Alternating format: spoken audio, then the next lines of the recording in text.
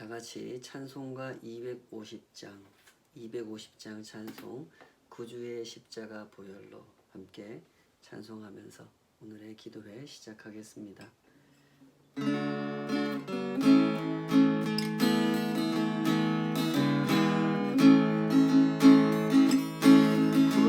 구주의 십자가 보혈로 죄 씻음 받기를 원하네. 내 죄를 씻으신 주 이름 찬송합시다.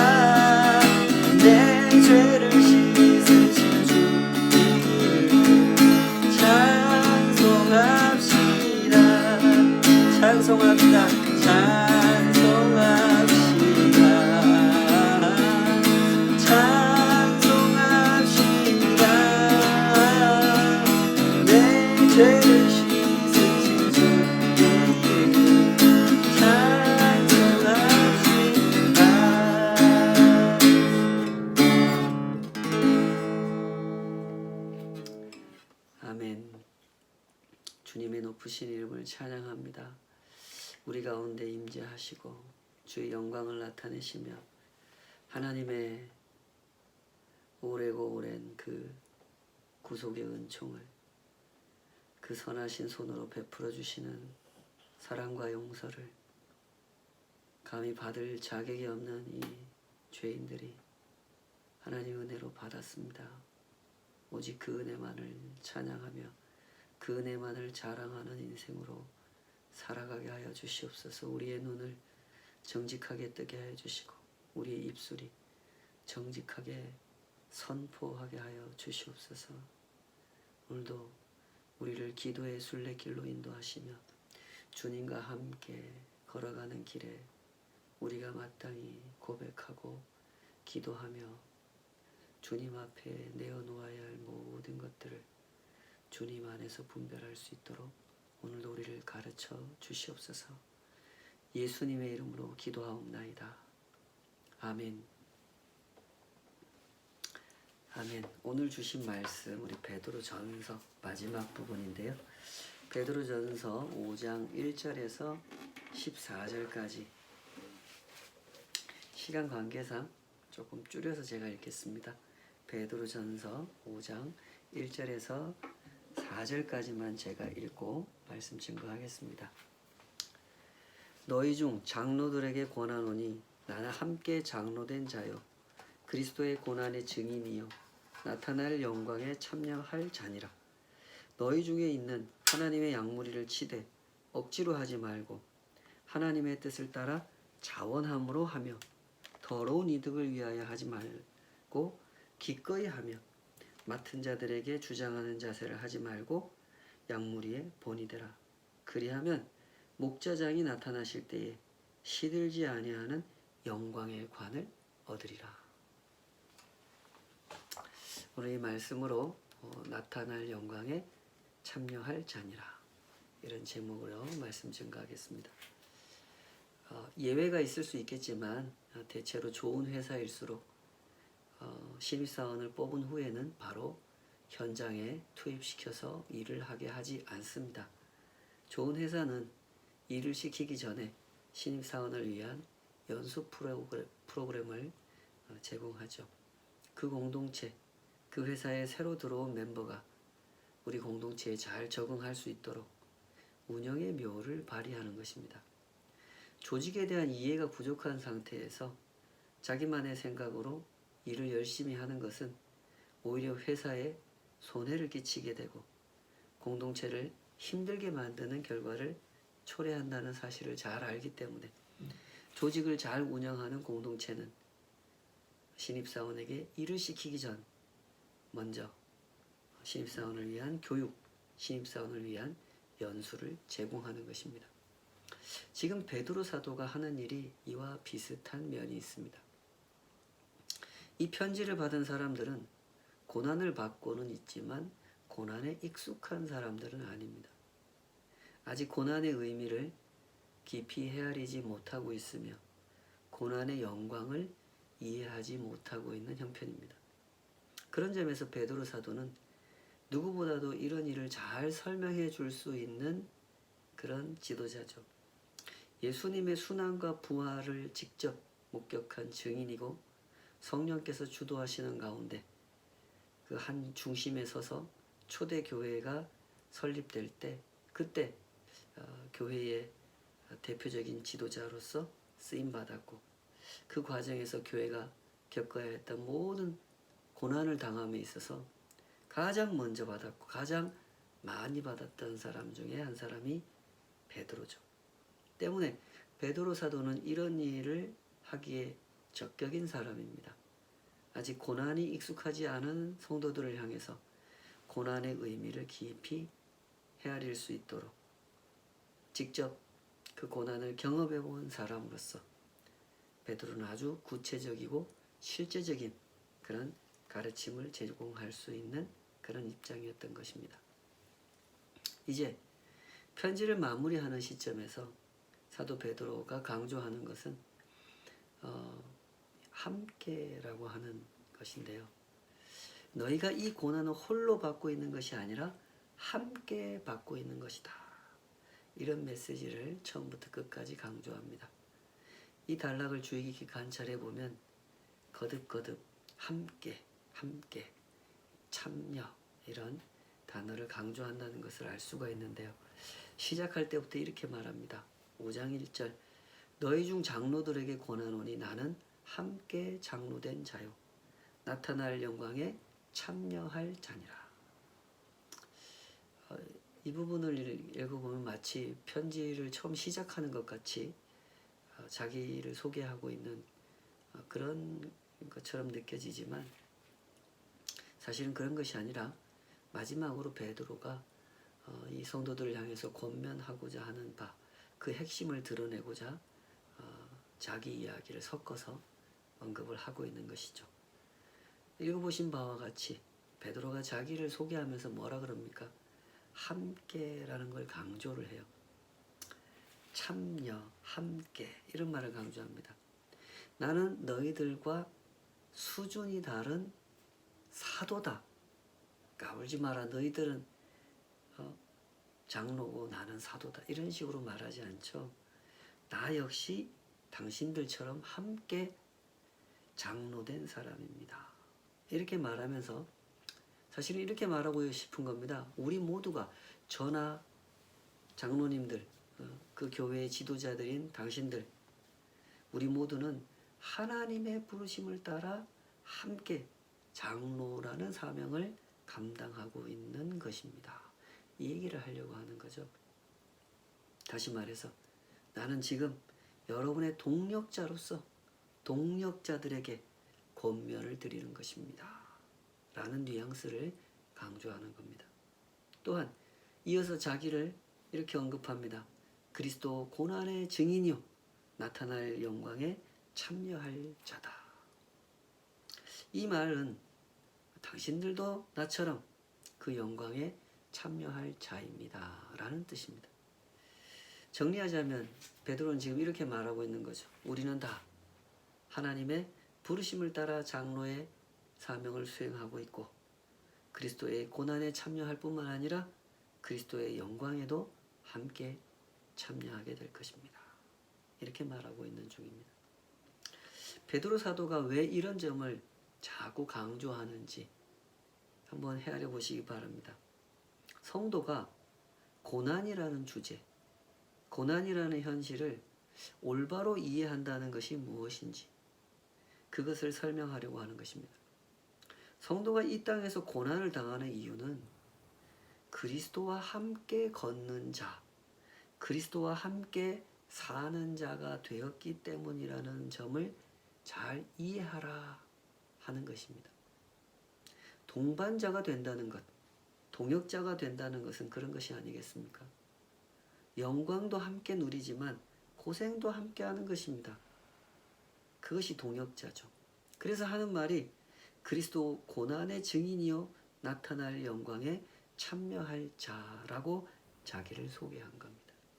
예수님의 고난에도 함께하고 예수님의 영광에도 함께하는 사람, 그 사람이 우리입니다. 그 사람이 성도입니다. 그 사람이 장로입니다 하고 설명한 것이죠. 바로 이것이 오늘 본문의 핵심입니다. 그리스도인은 남다른 배짱을 가진 사람이거나 남다른 의협심을 가진 사람이 아닙니다. 그리스도인에게도 고난이라고 하는 것은 아주 힘겨운 일이고 사실은 피하고 싶은 일입니다. 그러나 그럼에도 불구하고 그리스도인들은 고난을 의연하게 맞이합니다.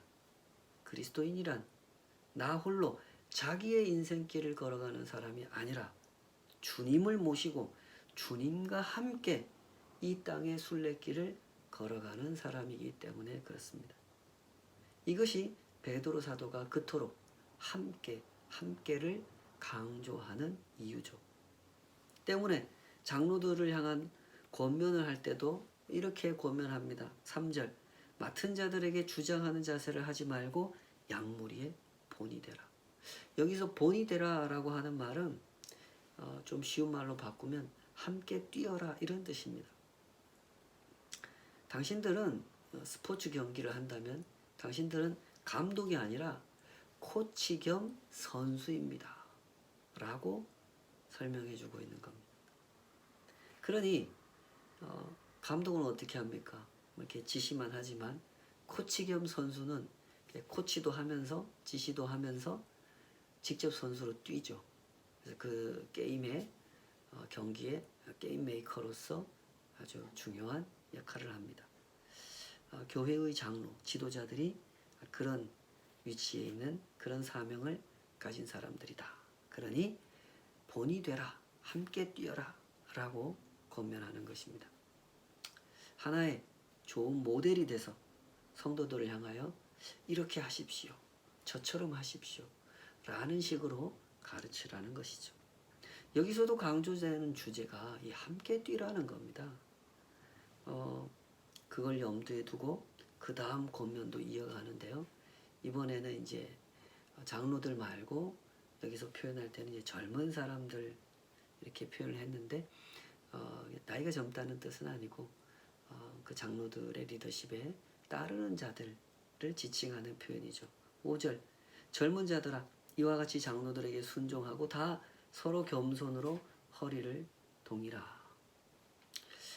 따르는 사람들을 향해서 겸손을 강조합니다. 왜 그렇습니까? 이 역시 함께 뛰라는 것을 강조하는 말씀입니다. 장로들이 앞에 서서 앞장서서 인도를 해 나가면 그때 따르는 성도들이 할 건 뭡니까? 함께 뛰는 거예요. 함께 따라가는 거죠. 따라가는 사람들에게 있어서 절대적으로 반드시 꼭 필요한 게 있는데 그게 겸손이다라는 걸 강조합니다. 사람이 다 그렇지 않습니까? 어린애부터 어른들까지 자기 생각이 없는 사람이 세상에 어디 있습니까? 자기 형편, 자기 상황이 없는 사람이 어디 있습니까? 그러니 각각 자기 판단을 내세우기 시작하면 이 교회 공동체가 어떻게 되겠습니까? 혼란과 무질서는 아주 교회를 어지럽히게 되겠죠. 고린도 교회 상황처럼 말입니다. 그래서 겸손을 강조하는 겁니다. 물론 이 말씀은 따르는 사람들에게만 겸손을 강조한다는 뜻은 아닙니다. 모든 그리스도인들이 주 앞에서 겸손해야죠. 그러나 이 이끔과 따름이라고 하는 지도자와 그 지도자를 따르는 공동체의 구성원들이 함께 주님 안에서 호흡하고 조화를 이루기 위해서 반드시 따르는 사람들이 겸손이라고 하는 이 덕행을 실천해야 된다는 것을 강조하고 있는 것이죠. 지도력이나 또 목회자가 어떤 잘못이 있는데도 그것을 지적하면 안 된다. 뭐 이런 얘기를 하는 게 절대 아닙니다. 건강한 비판, 생산적이고 건설적인 제안을 반대하는 것은 결코 아니니 오해 없이 이 말씀을 잘 이해하시기 바랍니다. 베드로 사도는 지금 아직 고난에 익숙하지 않은 성도들을 고난에 잘 적응할 수 있도록 가르침을 주고 있는 중입니다. 그런 맥락에서 하는 이야기죠. 그래서 계속 강조하는 포인트가 함께라는 겁니다. 이어서 9절에 보면 또 이렇게 말씀하죠. 너희는 믿음을 굳건하게 하여 그를 대적하라. 여기서 말하는 그는 마귀를 의미하는 거죠. 7절부터 이어지는 맥락인데요. 이는 세상에 있는 너희 형제들도 동일한 고난을 당하는 줄을 알미라. 6절부터 보면은 이제 너희 염려를 다 주께 맡기고 깨어 있어서 마귀를 대적하라. 이런 권면을 주는데 이 권면 끝에다 이런 말을 덧붙여요. 이는 세상에 있는 너희 형제들도 동일한 고난을 당하는 줄을 알미라. 왜 이런 말을 덧붙일까요? 이 말씀은 너희만 고난을 당하는 것이 아니니까 너무나 억울하게 생각하지 마라. 이런 뜻이 아닙니다. 이 말씀은 성도의 연대를 깨우고자 하는 말씀입니다. 사람이라는 게 그렇지 않습니까? 나도 고난을 당하고 우리 형도 고난을 당하고 있다면 형이 당하고 있는 고난을 생각하면서 내가 당하는 고난을 더 잘 이해하고 더 잘 이겨낼 수 있는 법이죠. 그래서 베드로 사도가 하는 말입니다. 고난이라는 주제, 고난이라는 현실 앞에서 성도들이 꼭 이해해야 되는 것이 있는데 그것은 이 거룩한 연대라는 겁니다. 본문의 표현을 그대로 살리면 부르심 안에서의 연대, 택하심 안에서의 연대라는 겁니다. 너희는 그리스도와 연합했고 그리스도의 제자들과 연합했다는 사실을 기억하라. 이런 뜻입니다. 모세라고 하는 사람을 예로 들어보십시다. 아브라함이라는 사람을 예로 들어보십시다. 다윗이라는 사람을 예로 들어보십시다.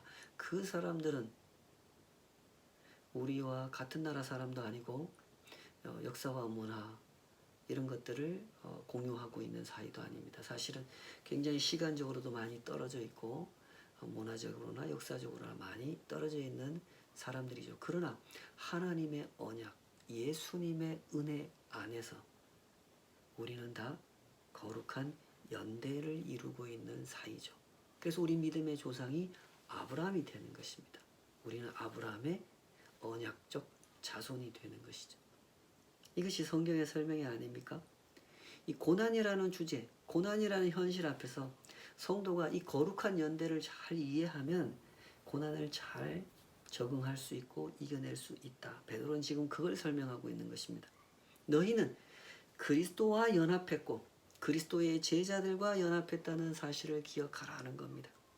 그리하여 하나님 나라를 향하여 더 넓은 눈을 뜨고 더 큰 눈을 떠서 너희가 도와야 할 사람들, 함께 고난당하면서 함께 격려하고 함께 지지하고 응원해야 될 사람들, 그 사람들을 생각하라는 것입니다.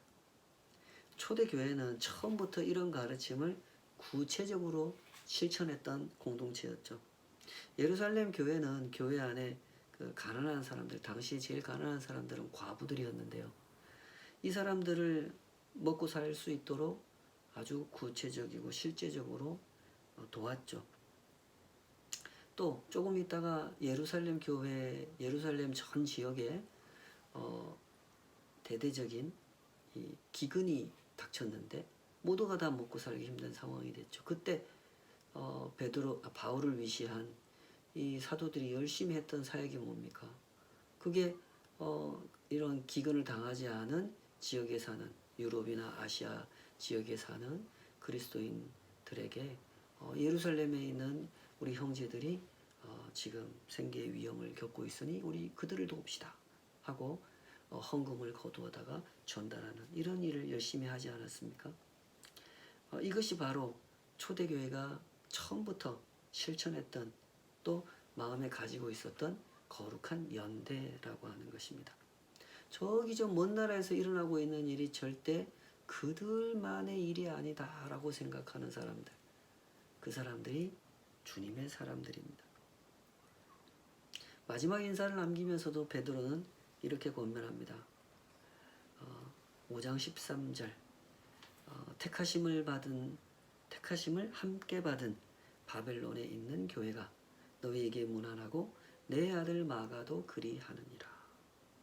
인사를 하면서 여기서도 그 연대의식을 강조하죠. 지금 베드로가 머물고 있으면서 편지를 쓰고 있는 곳이 로마로 추정이 됩니다. 여기 바벨론이라고 언급했는데 로마를 직접 언급하기 어려운 어떤 상황이 있었던 것 같아요. 그래서 바벨론이라고 표현하고 있는데 로마라고 추정이 되는 곳이죠. 베드로가 여기서 이렇게 표현해요. 택하심을 함께 받은 교회. 택하심을 함께 받은 교회. 그것이 당신들과 이 사람들의 관계입니다. 하고 일깨우는 것이죠. 교회의 특별함이라고 하는 것은 바로 여기에 있습니다. 이 땅에서 그리스도를 따르는 삶을 산다는 것은 누구나 알고 있는 고생길입니다. 그렇지 않습니까? 그러나 이상하게도 이 주님의 사람들, 그리스도인들이라고 하는 사람들은 그 고생길을 마다하지 않고 자기만 마다하지 않을 뿐만 아니라 심지어 그 고생길을 함께 가자고 권면하고 격려하고 도전한단 말입니다. 여러분 그 이유를 아실 겁니다. 이 길이 옳은 길이기 때문입니다. 이 길이 영광의 길이라는 것을 알기 때문이죠. 하나님의 하나님 되심을 거부하는 이 세상에서 고난을 당하며 살아가는 것은 그저 창피한 일이거나 힘든 일이 아니라 하나님과 함께 당하는 영광의 길임을, 영광스러운 일임을 그리스도인들은 알고 있는 것입니다. 십자가를 지시기 직전에 예수님께서 제자들과 함께 그 마지막 식사를 하시지 않습니까? 예수님은 그 자리에서 이런 말씀하셨습니다. 요한복음 15장 13절에서 15절.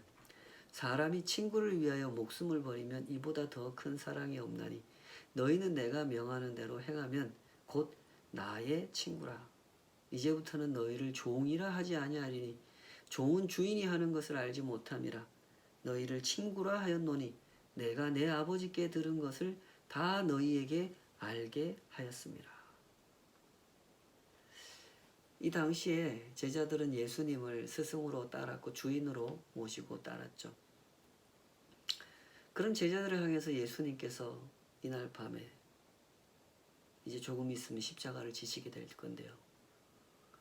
십자가의 의미, 순환의 의미, 부활에 대해서 예수님이 가시고 나면 보내실 성령에 대해서 쭉 설명하신 다음에 예수님이 이렇게 말씀하셨단 말이에요. 이제부터 너희는 내 친구다. 내가 내 아버지께 들은 것을 너희에게 다 알려주었으니 너희는 이제 종이 아니고 내 친구다. 종과 친구의 차이점이 뭐라고 하셨습니까?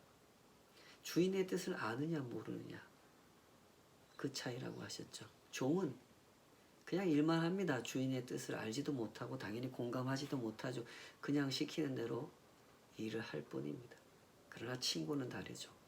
왜 이 일을 하는지, 이 일이 얼마나 가치 있는 일인지 여기에 참여하고 함께 고생도 하고 함께 영광도 누리는 관계, 그것이 친구입니다. 사랑이란 이런 거 아니겠습니까? 예수님께서 당신의 사람들을 사랑하셨다고 하셨는데, 예수님께서 당신의 사람들을 사랑하셨다고 하는 것은 그냥 불러다가 일만 시키고 수고했다 가봐라, 이런 상대로 대하지 않으셨다는 거죠. 예수님은 일을 시키되 예수님의 뜻을 가르쳐 주십니다. 예수님의 생각을 공감할 수 있도록, 이해할 수 있도록 설명해 주시고, 예수님께서 모범을 보여주시고, 그 모든 설명을 들은 사람들이 함께 참여하고 함께 고난도 당하고 함께 영광도 누릴 수 있도록 당신의 사람들을 그렇게 사랑하셨다는 것입니다. 이것이 사랑이죠. 물론 제자들은 그날 밤에 몰랐습니다. 자기들이 얼마나 영광스러운 초대를 받고 있는지, 얼마나 위대한 사랑을 받고 있는지 이해하지 못했습니다. 나중에 예수님께서 부활하시고 성령께서 제자들의 마음에 임재하신 후에야 비로소 그때 그 진실을 알게 됐죠. 예수님을 따르는 것은 예수님의 친구로 사는 것, 예수님의 동력자로 사는 것임을, 그것이 진정 예수님을 사랑하고 예수님께 사랑받은 자로서 사는 삶이라는 것을 제자들은 비로소 이해했던 것입니다. 그래서 그때 그 말씀을 기억했고, 12제자 중에 한 사람인 사도 요한은 자기의 복음서에다가 그 기억한 말씀 그대로를 이렇게 기록해 놓았던 것입니다. 전승에 의하면요, 사도 베드로는 로마에서 십자가에 달려 순교했다고 하는데요. 그 당시에 베드로가 자기를 십자가에 매다는 사람들을 향해서 나는 십자가에 거꾸로 매달아 주십시오 하고 요청을 했다고 하죠. 왜 그러느냐 했더니, 내 주님께서 십자가에 매달려 죽으셨는데 나 같은 죄인이 어찌 내 주님처럼 똑같이 십자가에 매달리겠느냐고, 나는 거꾸로 매달아 달라고 그렇게 부탁해서 십자가에 거꾸로 매달린 채로 순교했다고 합니다. 베드로가 이렇게 변화됐습니다. 십자가 앞에서 비겁하게 도망쳤던 베드로, 그 여종 앞에서 예수님을 모른다고 3번이나 부인했던 베드로, 새벽 닭이 우는 소리를 듣고 나가서 자신의 비열함과 치사함을 깨닫고 통곡했던 베드로가 이제 이렇게 변화됐습니다. 예수님의 고난을 깊이 이해하는 베드로, 예수님의 고난에 참여하는 베드로, 예수님의 사람들을 예수님께로 더 가까이 인도하는 베드로, 그렇게 예수님의 친구가 된 베드로로 변화가 된 것입니다. 함께함의 영광, 함께함의 가치를 알았기 때문에 이 모든 일은 가능하게 된 것이죠. 주님의 말씀을 깊이 묵상해 보십시오. 주님은 결코 뜻없이 우리를 부르시지 않습니다. 불러놓고 내버려 두지도 않으십니다. 주님께서 누차 하신 말씀이 무엇입니까? 볼지어다 내가 세상 끝날까지 너희와 항상 함께 있을 것이다. 주님이 말씀하시지 않으셨습니까? 주님은 우리를 친구로 부르셨습니다. 우리가 왜 그렇게 주님의 말씀에 집착하느냐 하면 주님의 그 생각을, 그 뜻을, 주님이 하신 일을, 앞서 가신 그 길을 우리가 제대로 이해하고 올바로 이해하고 깊이 공감하여 스데반 집사님처럼, 베드로 사도처럼, 사도 요한처럼 깊이 공감하여 나도 그 십자가를 지고자 이렇게 주님 말씀에 귀를 기울이고 묵상하는 것이죠. 주님은 우리를 친구로 부르셨습니다. 주님의 친구가 되어 그 길을 걸어가는 동안 고난을 만난다 할지라도 어찌 그것이 슬픈 일일 수 있겠습니까? 오히려 그 반대가 아니겠습니까? 주님을 위해서 주님과 함께 당하는 것이라면 그 무엇이라도 영광이죠. 이 땅의 교회들을 위해서 여러분 기도해 주십시오. 이 땅의 교회들, 이 땅의 성도들을 위해서 우리 늘 깨어 기도하십시다. 그리스도와 함께 당하는 고난을 올바로 이해하는 성도들이 되게 해달라고, 주님을 뜨겁게 사랑하면서 그 부르심을 따르는 기쁨을 맛보아 가도록, 그런 신앙생활을 할 수 있도록 기도해 주십시오. 예수님께서 하신 일을 깊이 이해하고 깊이 공감하고 예수님께서 걸어가신 그대로 십자가 지고 그 고난의 길에 참여하는 그런 삶에 온 힘을 모으는 우리 각 성도들, 각 가정, 우리 교회가, 이 땅에 존재하는 모든 주님의 교회가 그런 교회 될 수 있도록 기도해 주시면 좋겠습니다. 오늘 우리 김시한 자매님 위해서 같이 기도하는 날인데요. 많이 들으셔서 아실 겁니다. 오랫동안 무속에 깊이 심취했던 삶을 살아오셨는데 하나님을 알아가기 시작했습니다.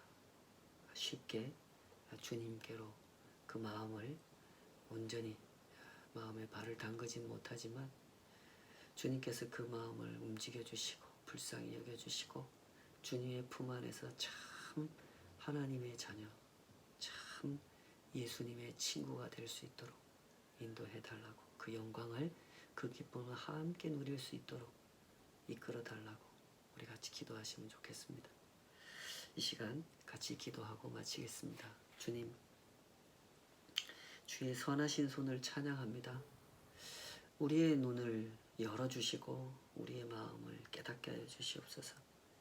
세상에서 우리가 영광이라고 생각했던 것들이 사실은 부끄러운 일인 것을 알게 해주시고, 세상에서 우리가 자랑하고 싶어 했던 그런 일들이 사실은 참 자랑할 수 없는 일인 것을 예수님으로 인하여, 예수님의 그 모범으로 인하여 예수님의 뜻을, 그 생각을, 그 일하심에 높으신 사랑과 넓으신 은혜를 공감하게 된 주님의 사람들이 그렇게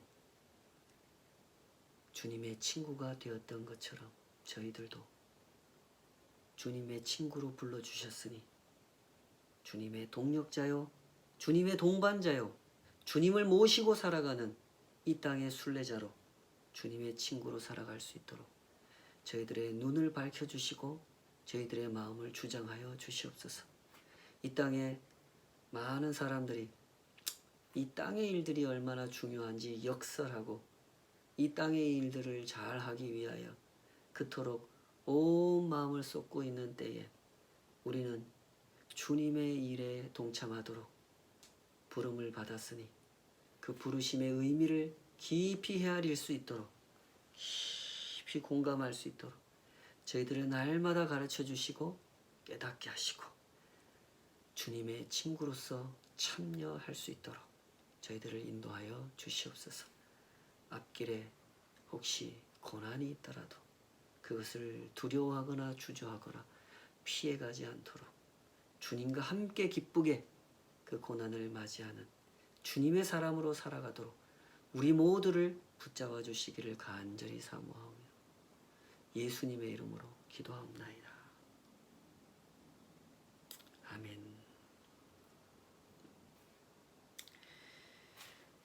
오늘 계속 기도의 순례길을 신실하게 걸어가도록 하십시다. 파이팅입니다.